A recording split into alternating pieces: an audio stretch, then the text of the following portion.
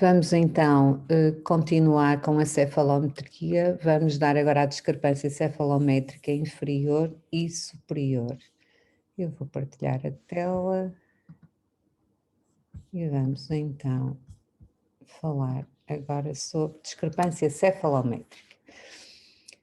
Nós temos a discrepância dentária, que vimos a de discrepância dentomaxilar, em que encontramos a DDM se era positiva, se era negativa, portanto, pegamos no modelo, olhamos para o modelo e vemos se tem espaço na arcada ou se não tem espaço na arcada. Agora, vamos ver a discrepância cefalométrica. Isto é, nós temos a etiologia.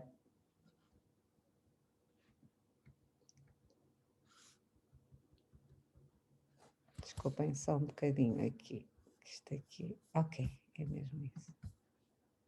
Nós temos então, por exemplo, na classe 2, nós podemos ter um prognatismo maxilar, isto é, tem uma convexidade alterada, isto é, a distância linear que vai desde o ponto A até ao plano facial está aumentada, é uma classe 2 esquelética. Nós podemos ter esta classe 2, que temos que ver, está aumentada, mas nós temos que perceber se é a maxila que está avançada, se é a mandíbula que está recuada, se é uma combinação das duas situações e, portanto, nós temos que fazer um diagnóstico diferencial de uma classe 2 para ver se é a max da maxila, se é da mandíbula ou se é de ambas as situações. E, portanto, dentro disto, por exemplo, nós temos aqui esta criança. Esta menina tem uma classe 2, tem uma classe 2, que está aqui, é uma classe 2, por retrusão mandibular, porque o ângulo da profundidade facial, portanto, este ângulo está diminuído e, portanto, é retrusão mandibular, mas ela tem uma birretrusão. Porquê é que eu digo que ela tem uma birretrusão? Porque ela tem também aqui este ângulo nasolabial inferior, neste caso, aumentado, significa que o lábio está recuado. Portanto, ela tem o posicionamento da maxila recuado, neste caso pelo ângulo nasolabial inferior, e tem o posicionamento da mandíbula também recuado. Só que a mandíbula está mais recuada do que a maxila, certo? Isto para vos dizer o quê? Que nós, quando temos uma convexidade alterada, neste caso temos 7,7, nós temos que ver como é que está a nível alveolar. A nível alveolar é transpor o ponto A para o horizontal de Frankfurt, transpor o ponto B perpendicular e ir também horizontal de Frankfurt, medir esta distância. Neste caso nós temos 13,5 milímetros. O que é que isto significa? Significa que, ortodonticamente falando, o ponto A e o ponto B são pontos alveolares, são pontos em que os dentes estão inseridos. Portanto, eu tenho que me preocupar mais do que a alteração esquelética, tenho que me alterar como é que está o alvéolo, como é que está, onde estão inseridos os dentes. E onde estão inseridos os dentes, a distância é muito maior, 13,5. Portanto, significa que eu tenho, para conciliar e para articular os dentes, eu tenho uma distância maior a nível alveolar a percorrer. E, portanto, eu tenho um overjet já muito aumentado e para corrigir este overjet eu tinha que fazer posso fazer duas coisas. Ou recuar estes. Acham que eu posso recuar estes de cima? Claro que não. Não posso, para corrigir este overjet, eu não posso recuar estes de cima. E porquê que eu não posso recuar estes de cima? Porque eu já tenho um ângulo nasolabial aberto. E, portanto, se eu tenho um ângulo nasolabial aberto, se eu faço algo para recuar estes, eu fico com um perfil de pássaro, eu fico com isto tudo atrás. E, portanto, tem que se ter muito cuidado, porque ortodonticamente falando, nós temos que ver sempre a face de fora para dentro. Isto é, nós vamos ver como é que está uma face, a parte da estética facial, se está correta ou não, e depois é que vamos ver o que é que temos dentro. Neste caso, independentemente do que quer que seja que desse medidas cefalométricas, eu sabia que não posso recuar este incisivo. Porquê? Porque eu ia estragar e piorar ainda mais esta face. Agora, eu efetivamente tenho aqui uma relação de classe 2 e perante isto eu tenho já um ângulo de convexidade muito aumentado, certo? E tenho que integrar a envolvência facial, a envolvência esquelética e a envolvência dentária. E só com isto é que eu vou depois traçar um caminho para fazer o meu plano de tratamento. Portanto, eu tenho aqui dois casos, um caso A e um caso B. No caso A, eu tenho uma convexidade de 7 milímetros e tenho uma distância AB de 13 milímetros. Portanto, alveolarmente falando, ortodonticamente falando, este caso já me está a dizer, é pior para tratar, porque eu vou mexer é dentes e os dentes estão no alvéolo. Cuidado, que a distância é maior. Depois tenho outro caso que tenho uma convexidade de 13 milímetros e tenho uma distância AB de 7. Se eu agora questionar e perguntar, eu tenho um caso A e um caso B, qual é que é o mais difícil de tratar ortodonticamente? Eu digo que é o A. Porquê que eu digo que é o A? Porque os pontos alveolares estão mais distantes, a movimentação que eu tenho que fazer dos dentes é maior. Portanto, o caso A para mim é mais difícil, apesar de esqueleticamente, em relação ao B, ele ter um valor melhor do que o caso B. Então é assim, quando estivermos a comparar dois casos, esqueleticamente falando, com a convexidade do ponto A, se eu tiro esta parte superior e digo qual é o caso mais grave, é o caso A ou o caso B? E não tenho dúvida nenhuma de dizer que é o caso B. Porquê? Porque esqueleticamente ele está pior. Mas se eu comparo a nível alveolar e mostro o caso no todo, e mostro a convexidade, eu digo e mostra a convexidade esquelética e a convexidade alveolar, que é pela distância AB, eu digo que o meu caso B é pior para eu tratar do que o caso A, porque ortodonticamente falando eu vou mexer dentes que estão dentro do alveolar e o ponto A e o ponto B são pontos alveolares. Vamos ver então. Porquê que isto acontece? Este rapaz, não há dúvida nenhuma que tem uma retrusão mandibular, certo? Só que tem o mento mole e o mento ósseo arrebitado, como eu tenho assim, portanto, esta parte mais arrebitada. O que é que acontece? Isto disfarça um ponto B que está muito atrás, que eu sou também uma classe 2, portanto, um ponto B que está muito atrás aqui, e que nos vai dar uma distância AB aumentada. E, portanto, eu tenho aqui o ponto B, que é o ponto alveolar, os incisivos estão aqui. Os incisivos não se movem aqui na parte esquelética, movem-se aqui na parte alveolar.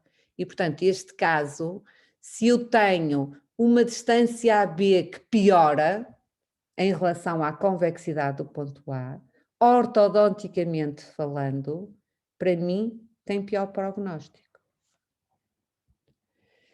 Neste caso, que é um caso grave do ponto de vista estético, é que estes casos, ortodonticamente falando, para mim é pior, mas do ponto de vista estético, como tem um mento arrebitadinho, acaba por ser melhor, percebem?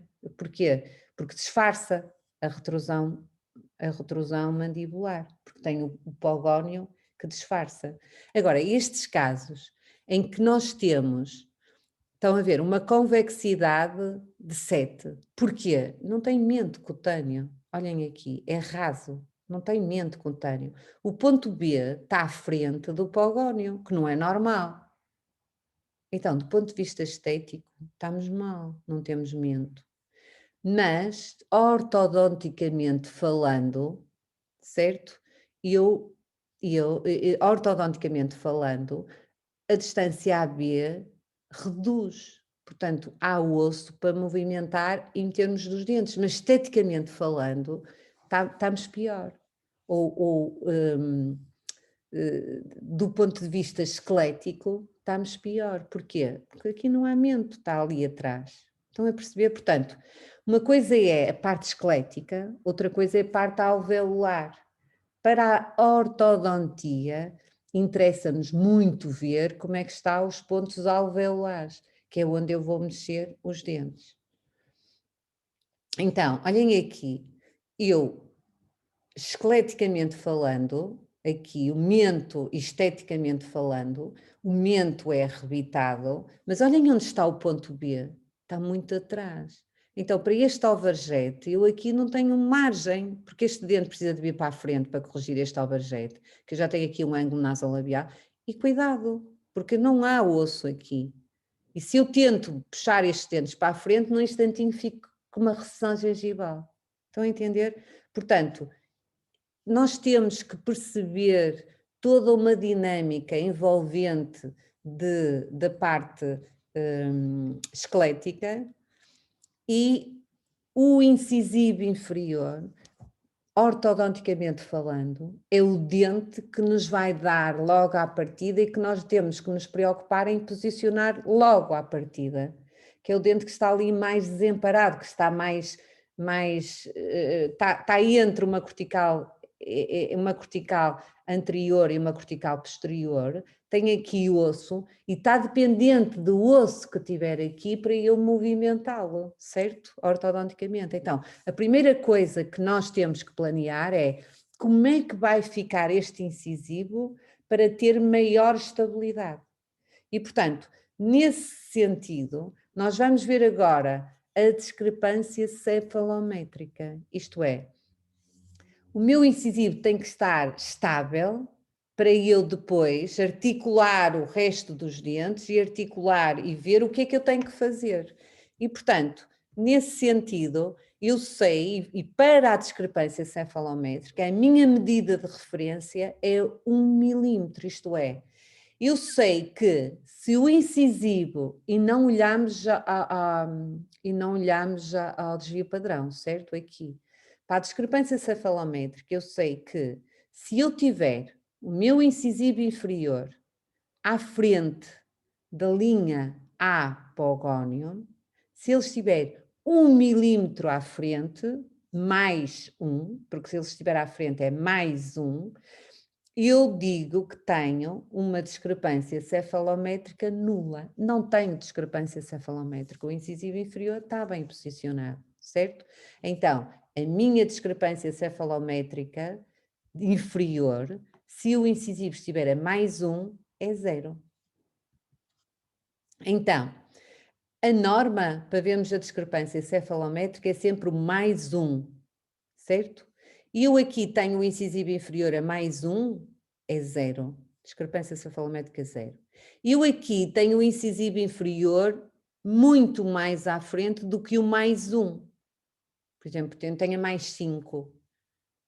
Eu digo que tenho uma discrepância cefalométrica negativa, isto é, o incisivo está muito protruído, está mais do que aquilo que deveria de estar, que era mais 1, e eu vou ter, para o levar para a norma, ele vai ter que andar para trás.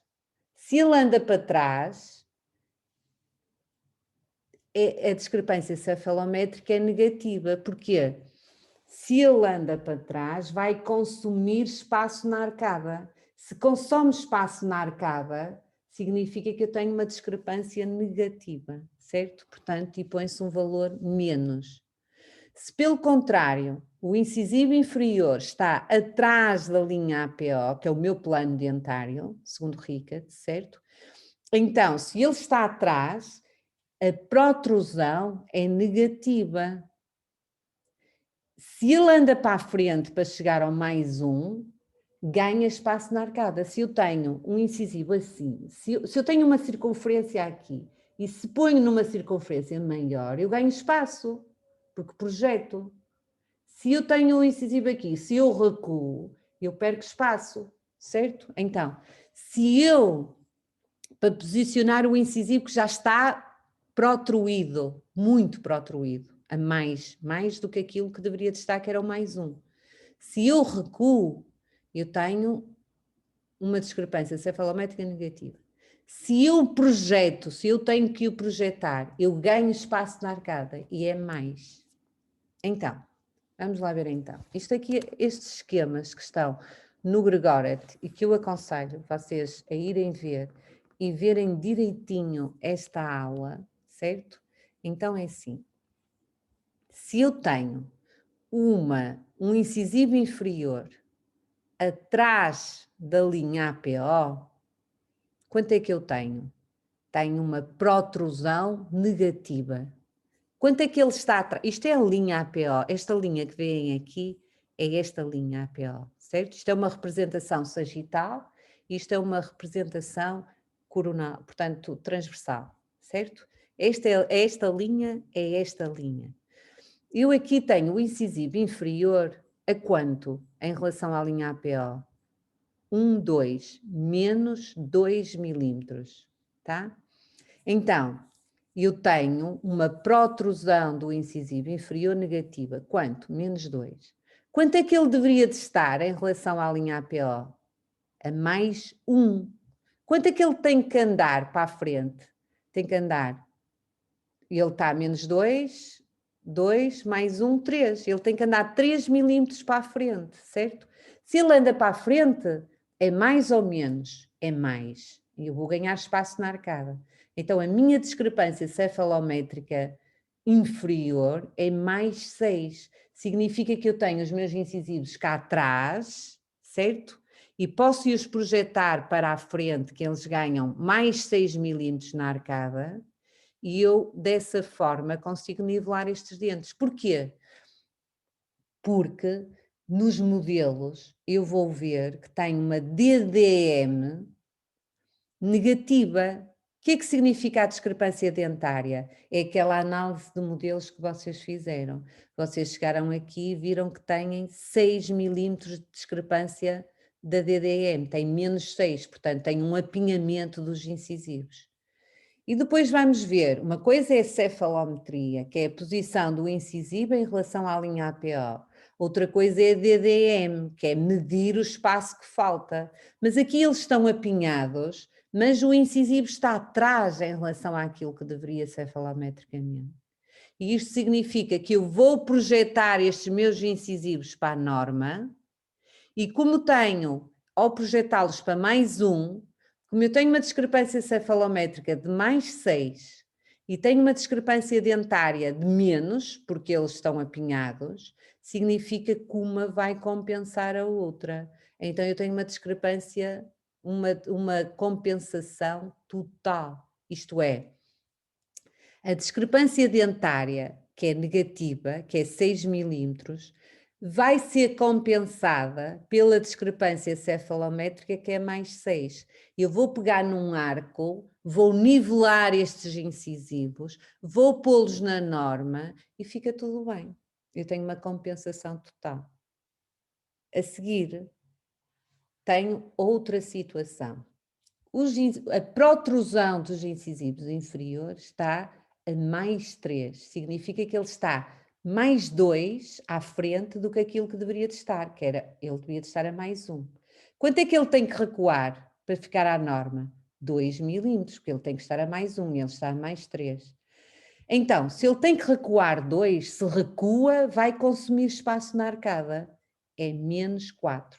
Porquê é que se multiplica? Desculpem, aqui faltou uma coisa. Aqui ele tinha que projetar 3 e tem aqui 6. Porquê? Porque nós temos 2 hemiarcadas e como isto é planificado, vai avançar 3 e mais 3. 3 vezes 2 vezes 3 vezes 6, certo? 1, 2. Por isso, multiplica-se sempre por 2, porque isto é planificado, é a linha média, nós temos uma hemiarcada e outra hemiarcada. E ao projetar, vai projetar deste lado e vai projetar deste. Portanto, multiplica sempre por 2 a distância que o incisivo tem que percorrer. E por isso é que aqui é mais 6, certo? Aqui ele está a mais 3, tem que recuar 2. Ao recuar, consome espaço da arcada, é menos. E é a mesma coisa, ele recua. Isto é planificado, tem 2 arcadas, recua e recua. Tem que se multiplicar sempre por 2. E então eu digo, por cada milímetro que eu recuo, perco 2 milímetros na arcada. Por cada milímetro que eu avance, ganho 2 milímetros na arcada. Se eu aqui tenho que avançar 3, eu ganho 6 milímetros na arcada, porque multiplica sempre por 2 devido a ser 2 arcada.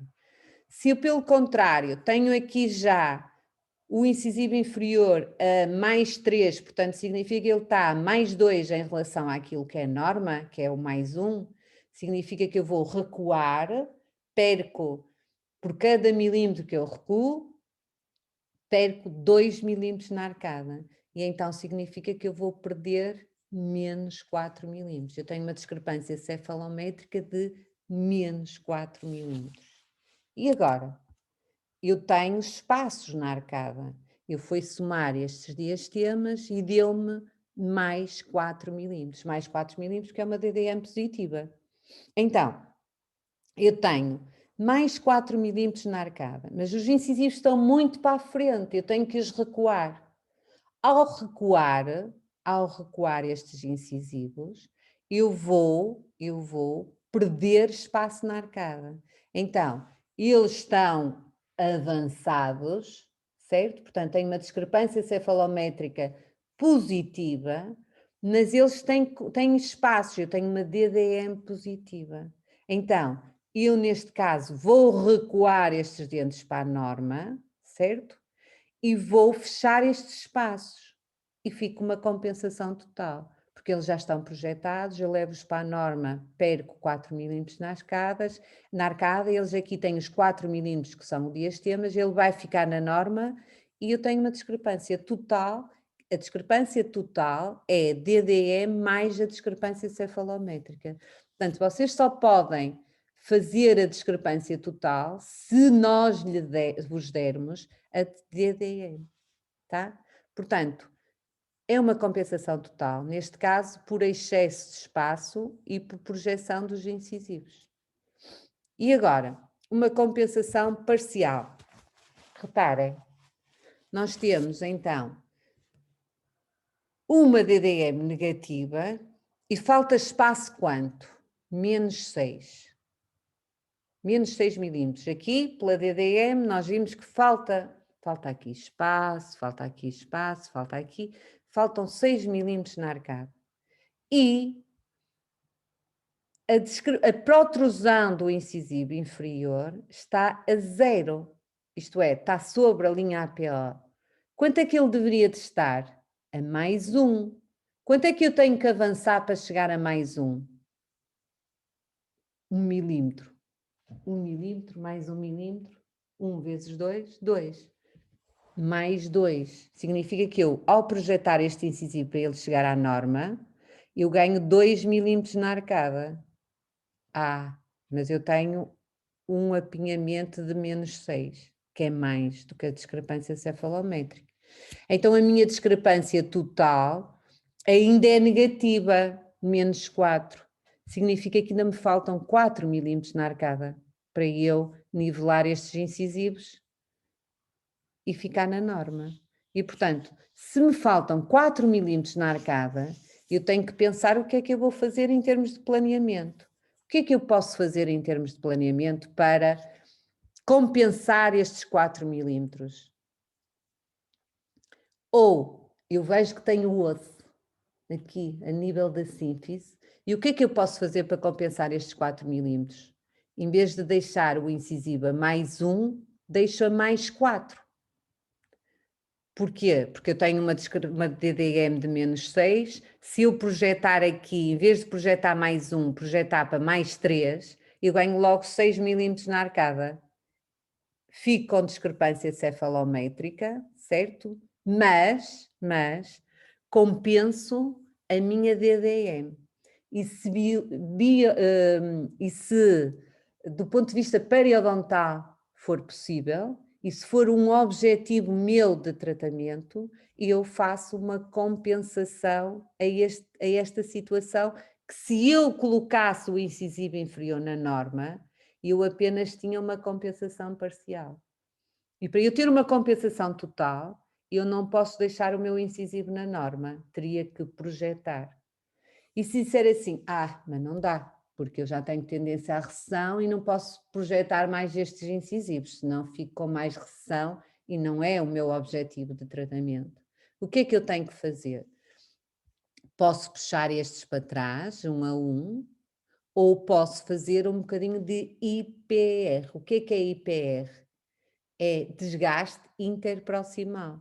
É o dito stripping, certo? Que também se diz IPR. Atualmente até se diz mais IPR. Portanto, eu posso fazer um bocadinho de desgaste entre os dentes. Para quê? Para criar espaço e compensar a minha DDM, que já era negativa, e não projetar tanto o meu incisivo inferior. E, portanto, isto tem que estar tudo na nossa cabeça quando estamos a planear um caso e ver e ter uma abrangência de tudo. Portanto, nós começamos já a ver, eu vi se tem espaço ou não tem espaço na arcada nos modelos. Por isso é que quando nos trazem uns modelos articulados, e muitas das vezes pedem-nos a opinião, professora, o que é que eu faço aqui? Não se pode fazer diagnóstico com modelos na mão, certo?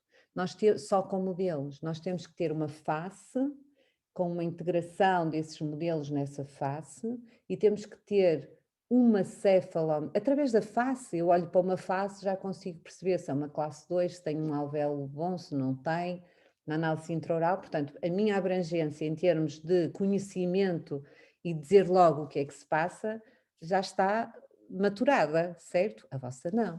A vossa vocês têm que ter os modelos, têm que ter umas fotografias intraorais, umas fotografias extraorais e uma cefalometria. Até eu, para fazer um diagnóstico cefalométrico, um diagnóstico facial, um diagnóstico intraoral, um relatório ortodôntico, faz sempre parte este tipo de avaliação. Modelos, intraoral, extraoral e cefalométrica. E só assim depois é que se faz o relatório ortodôntico com tudo. E, portanto, olhem aqui, eu tenho uma compensação também parcial. Porquê? Eu tenho espaços, tenho mais 4 milímetros de espaço, mas já tenho o incisivo inferior à frente. Quanto é que ele está à frente? Mais 4. Quanto é que ele deveria de estar recuado? Devia de estar a mais 1. Quanto é que ele tem que recuar? 3 milímetros para chegar a mais 1. 3 vezes 2, 6, porque por cada milímetro eu recuo, eu perco 2. Então eu perco 6 milímetros na arcada para chegar à norma. Mas eu tenho uma DDM de mais 4. O que é que eu posso fazer? O que é que eu posso fazer aqui? Em vez de recuar os 3 milímetros, recuo só 2. Se eu recuar 2 e deixar a mais 2, eu já tenho uma compensação total, certo? Se não, o que é que eu posso fazer mais? Posso recuar e fazer um bocadinho de IPR para compensar estes menos 2. Mas o IPR, o desgaste interproximal, só se faz se nós tivermos uma discrepância de Bolton. Isto é, eu tenho uns incisivos laterais pequeninos, por exemplo, e tenho mais tamanho dentário inferior. Então, aí eu vou ter que fazer um bocadinho de desgaste interproximal para compensar a discrepância superior que tenho, o excesso inferior em relação à deficiência superior. E, portanto, eu tenho que interligar também esses conceitos para ver se posso ou não fazer o IPR. Porque se eu estou a fazer IPR e não tenho esta abrangência e esta situação em consideração, eu estou a criar mais um fator de negligência, porque muitas das vezes é negligência quando nós não sabemos diagnosticar e, consequentemente, planear corretamente.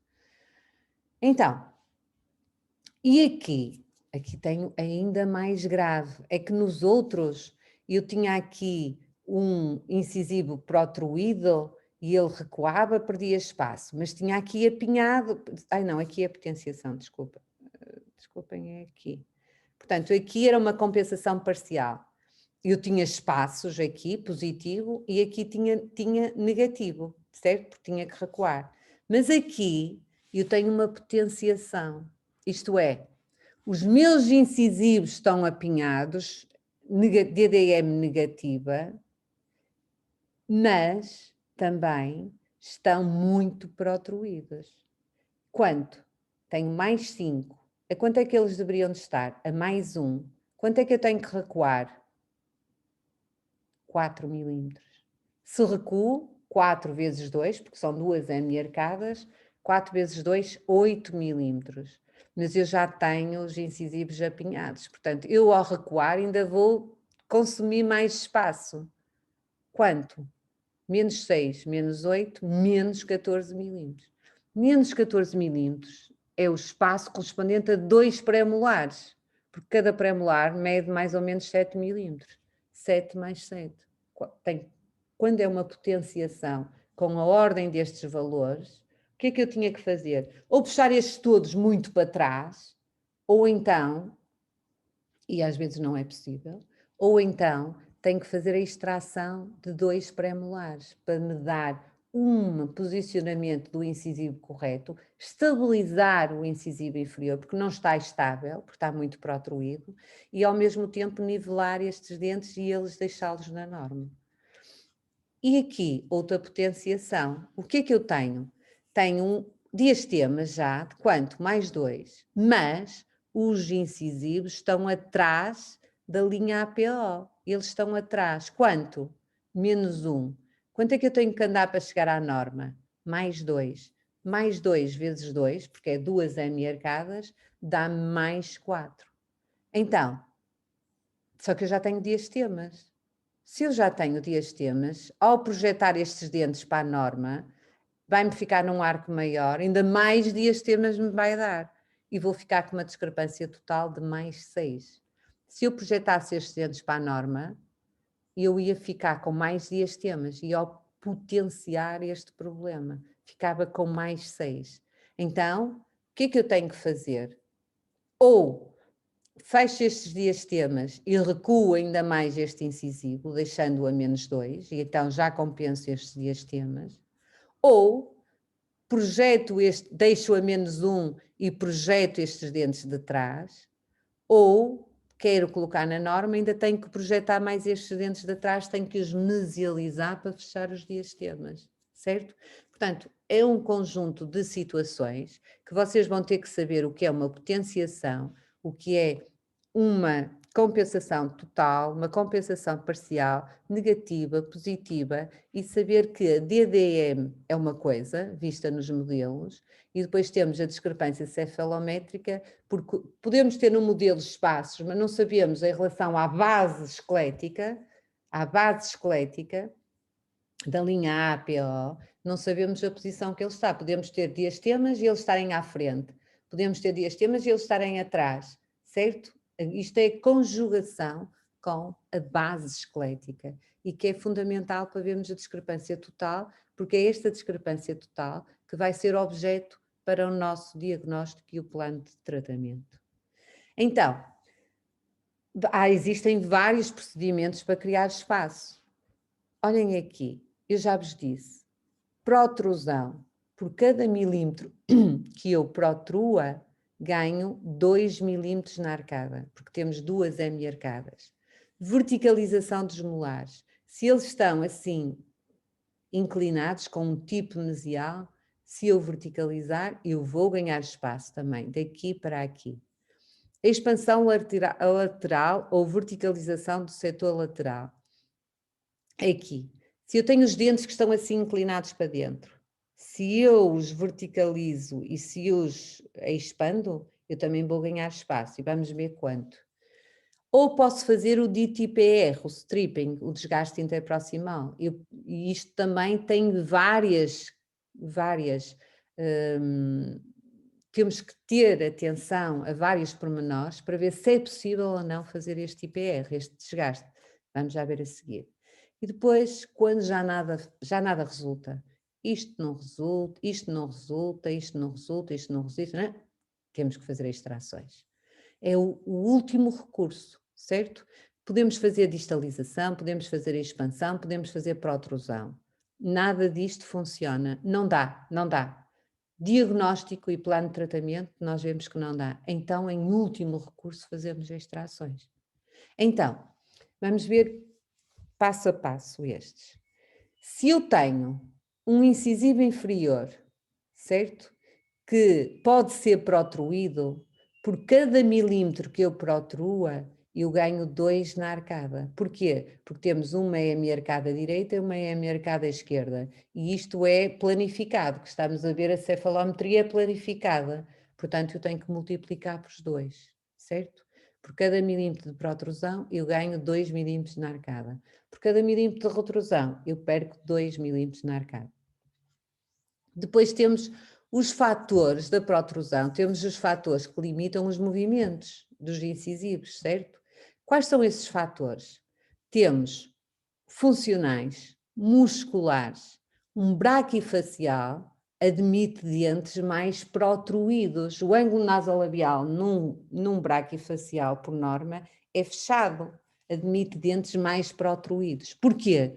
Porque tem uma sínfise mais robusta, tem um eixo facial mais para baixo e para a frente e admite, e mesmo esta componente da envolvência da musculatura perioral, permite uma pró-inclinação destes incisivos e uma protrusão maior. Mas num dolicofacial, nós temos que ter cuidado. Porquê? Porque estes incisivos estão mais verticalizados, temos um eixo facial mais rodado no sentido dos ponteiros do relógio, portanto, no sentido horário, e nós temos que ter em atenção. Porquê? Porque estes incisivos, este ângulo interincisivo é mais aberto, estes incisivos estão mais verticalizados, certo? E, portanto, automaticamente, nós temos esta limitação. Um braquifacial tem sínfises mais robustas e permite mais protrusão dos incisivos inferiores.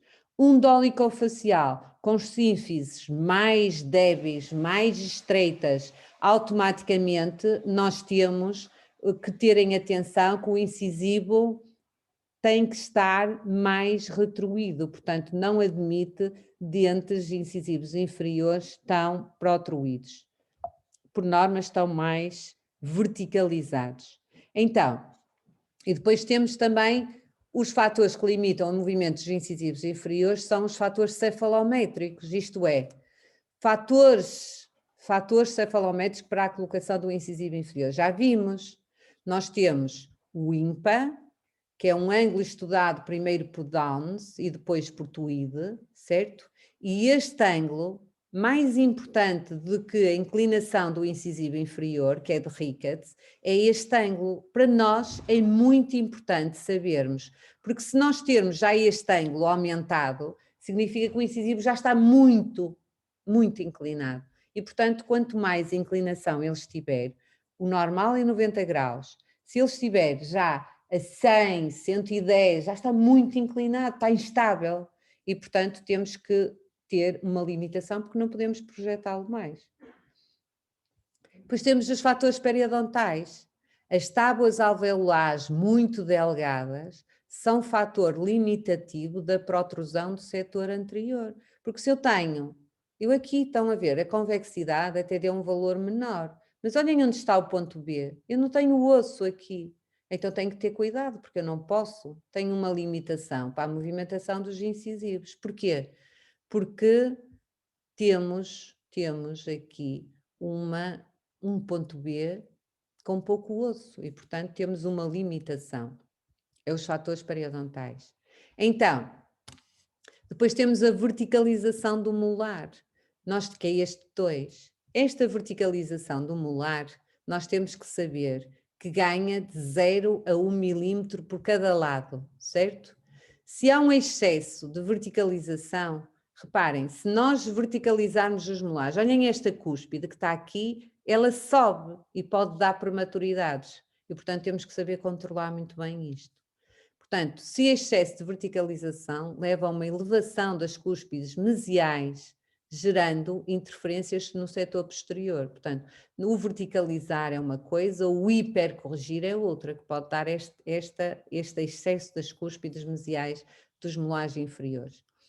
E depois temos a expansão lateral ou verticalização no setor lateral. Se eu tenho um torque negativo, eu faço isto e ganho espaço. Quanto é que eu ganho de espaço?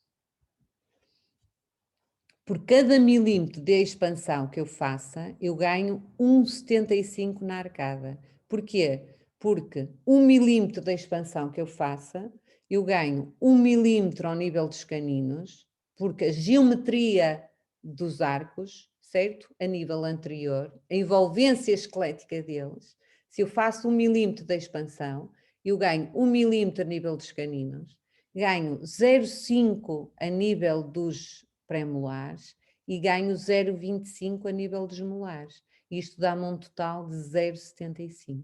Enquanto que a nível anterior, devido à geometria dos arcos, eu ganho 1 milímetro, 1 milímetro, portanto, por cada milímetro de protrusão eu ganho 2, por cada milímetro de expansão eu só ganho 1,75, certo? Porquê?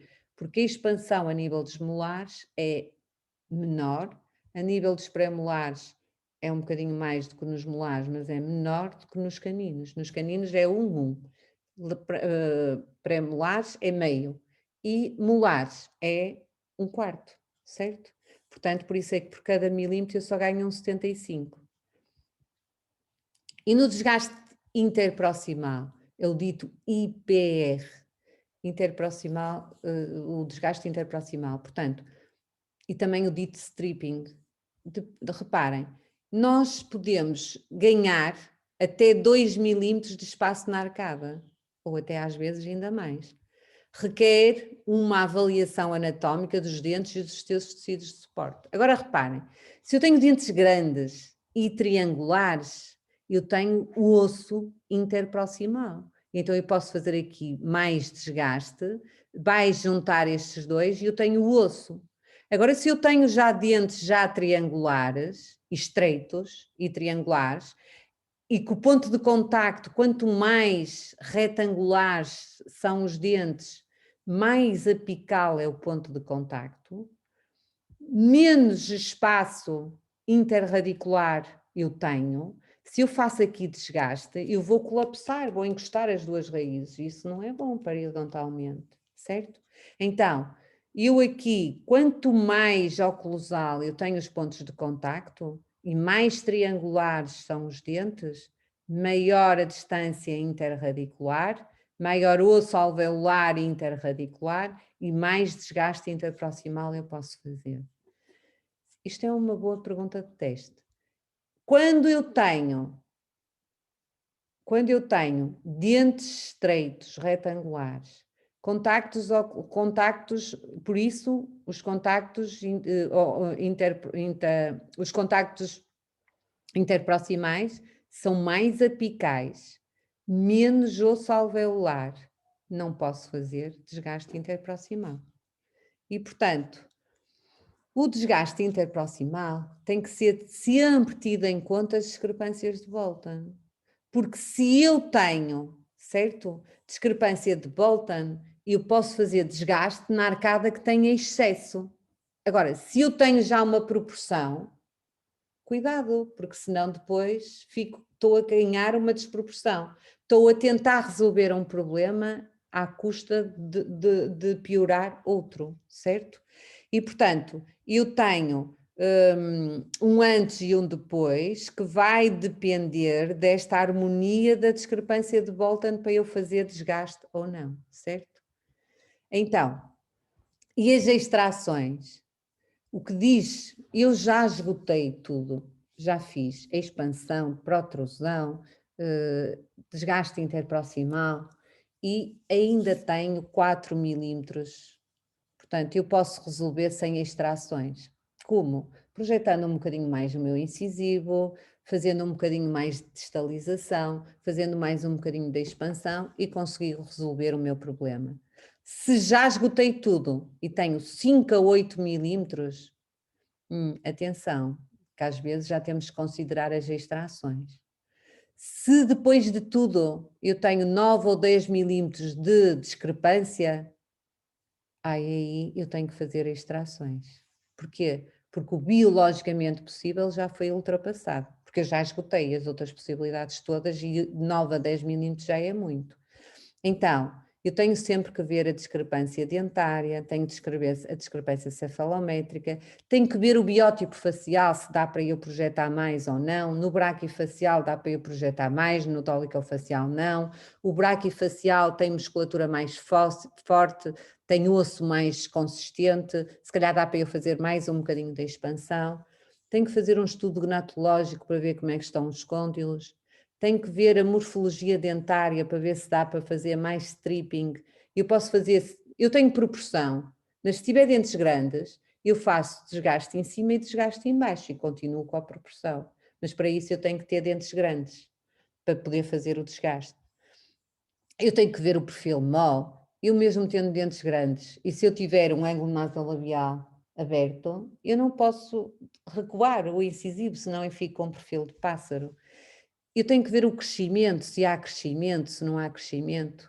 E, portanto, eu sei é que com extrações de pré-molares pode-se ganhar de 14 a 15 milímetros de espaço na arcada, mas tenho que esgotar todas as outras possibilidades, porque a extração é um recurso último que se faz para fazer a nossa correção. E, portanto, aqui, se eu tenho 10 milímetros, já tenho muito apinhamento, tenho isto tudo, já esgotei tudo, não posso expandir, não posso fazer a distalização e, portanto, não posso, então tenho que extrair e depois vou levar estes dentes para a norma e ainda sobrou o espaço. Porquê? Porque o espaço de extrações aqui era 15 milímetros e eu só tenho uma discrepância total de 10. Então eu vou levar estes dentes para a norma, para ficar a mais um, e depois vou mesializar estes, vou puxar estes para a frente. Porque se eu recuasse isto tudo para fechar o espaço de extrações, eu ficava com uma discrepância cefalométrica, e não quero. Eu quero a discrepância cefalométrica a 0 e quero a DDM a 0, mas tenho que mesializar estes para compensar este espaço de extrações, que era maior do que a minha discrepância. E aqui eu tenho uma discrepância total de 0, certo? Portanto, eu não tenho que fazer extrações, isto já disse. Porquê? Porque a DDM era negativa, tem apinhamento, mas o incisivo está atrás. Portanto, eu vou puxá-lo para a norma, mais um, não é? E para mais um, protrusão do incisivo inferior a mais um, portanto ele vai avançar 2, vai avançar, ganha espaço, ganha 4 milímetros de espaço, tem aqui apinhamento, menos 4, portanto estes incisivos que estavam apinhados vão passar a mais um e vai ser uma compensação total. E eu resolvo isto sem extrações, certo? Então, na próxima aula vamos fazer a análise da dentária da arcada superior, a discrepância cefalométrica superior, está bem? E terminamos esta parte da aula com a discrepância cefalométrica inferior. Queria que estudassem para depois perceberem como é que se faz a discrepância cefalométrica superior, certo? Portanto, agora vamos ter um bocadinho de tempo para tirar algumas dúvidas.